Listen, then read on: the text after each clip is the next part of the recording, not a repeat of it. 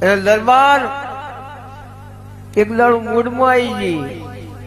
કીધું દરબાર ટ્રેક્ટર લાવ. કે માતાજી ટ્રેક્ટર લાવવા માટે પૈસા ના જોઉં? કીધું પૈસા હોય તો યાર ઓડી આવે ને BMW આવે, અને પૈસા ના હોય તો ડબલું એ ના આવે. વગર પૈસે લાવું તો હું ચહેર લાવું. તો કે શું કરું?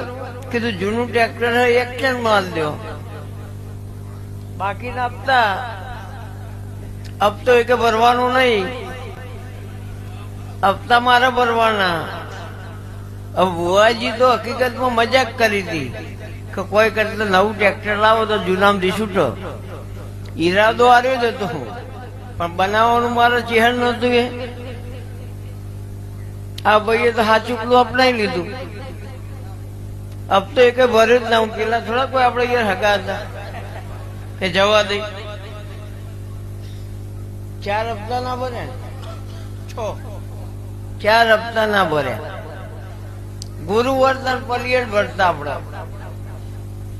ગુરુવાર રાતે આવે. કીધું ભેગાજી કાલ હવાર દાડો હારવો નહીં. કે કેમ?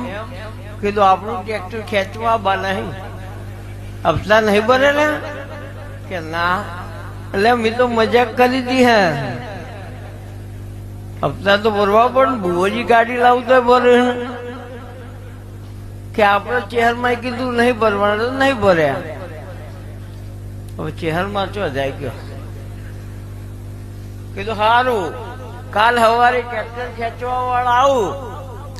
એ દરબાર વાળી ના કરતા, એમને એવું કહેજો કે લ્યો આ ચાવી લઈ જાઓ, પૈસા નથી. કારણ કે આપણે ગુનેગાર છીએ, એટલે ગુનો જાહેરમાં સ્વીકારે એ મરદ. સવારમાં આયા ભાઈ કે ટ્રેક્ટર ખેંચવા કે પૈસા નહીં, લ્યો અચાવી લઈ જાઓ. અને ટ્રેક્ટર ની ચાવી તારા આપી 2 હાથ બગલમાં ગાલીને ઉભું રહેવાનું. અને તારા વાળા બાદ ટ્રેક્ટર નીકળવાનું તો મારું નામ ચહેર ના કહેવાય યાર. જોઈએ કાલ ક્યાં થાય. સવારમાં દાડો ઉભી ટ્રેક્ટર ખેંચવા વાળા આયા 4 જણા. એટલે એક ચાવી લઈને ટ્રેક્ટર હોમો હેડ્યો. એટલે આ મોટા મોટો ડોન હાર્યો છે યાર, ઇન્ટરનેશનલ પ્લેયર છે. અને એના ઉપર તો આખી ધરતી છે યાર. તો એ કોઈ જાણો દાદા હ? અને રબારીયાનો દાદા નેનો હોય યાર. ઇન્ટરનેશનલ ખેલાડી છે, ઓલ ગેમ પ્લેયર માસ્ટર. એટલે જેવું ટ્રેક્ટર પર પેલો ભાઈ બેહવા જોઈએ, પેલા તો અમારો ધણી પહોંચી ગયો ટ્રેક્ટર ઉપર, સ્ટેરિંગ ઉપર બેઠી ગયો ભાઈ. ચમ કરીને બેહ 2 કલાક તાપના તપ્યા. એટલે એમાં પાછા દેવનો મનમાં વાળા હોય ને કે બેંકે સારું કરજો અને ધણીએ સારું કરજો. ચાવી બોલ્યા વગર આવીને આપણે નીકળવાનું કરો. આપણે ટ્રેક્ટર લેવું નહીં ને દુઃખ લઈને ઘેર જઈશું. એટલે ભાઈઓ અમારી ચાવી આપી દઈ કે ટ્રેક્ટર ના હપ્તા ભરી જજો દરબાર, અમે હવે નહીં લઈ જતા. ફરી ગુરુવારે આયા. કીધું શું થયું? કે તમે કીધું એવું થયું. ટ્રેક્ટર વાળા બાર તો ઠીક, પણ શેલે માર્યો નહીં. તો કીધું ભાઈ હવે લીધું હોય તો હાલવું પડે યાર. વ્યવહારમાં તો માતાએ બીજું ના કે યાર, એટલે લીધું હોય તો હાલવું પડશે. પણ કાલ હોજે 7 વાગશે.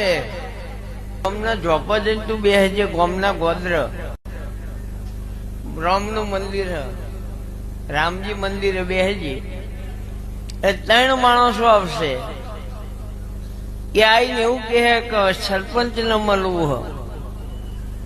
એટલે તારે એવું કહેવાનું સરપંચ હું જ છું, બોલો.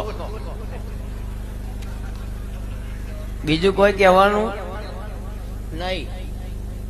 એટલે આરે એવું કહે કે આ ગામમાં મેં જગ્યા રાખી છે, કબજા મેટર છે, આર્ય પતાઈ આલો અને 5 લાખ રૂપિયા તમને એડવાન્સ વાપરવા લઈએ. એટલે આરે હપ્તા ભરી દેજો.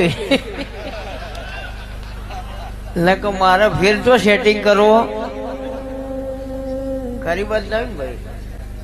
ये हूँ भिखारी माता दोनों हो यार।